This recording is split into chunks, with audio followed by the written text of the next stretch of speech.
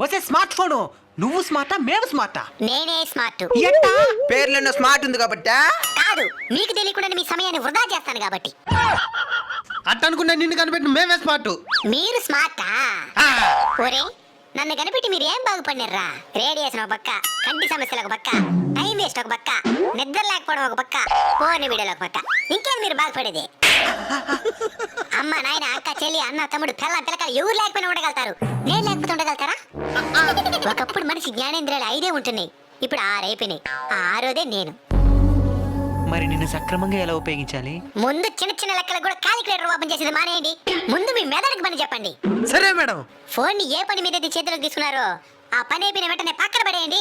అదే పనిగా వాడుతూ ఉండబాకండి. సరే మేడం. చివరిది, చిన్నపిల్లలకి నన్ను దూరంగా ఉంచండి. ఎందుకంటే వాళ్ళే మన దేశపు భవిష్యత్తు. వాళ్ళని ఇప్పటి నుంచే బలహీనులను చేయొద్దండి.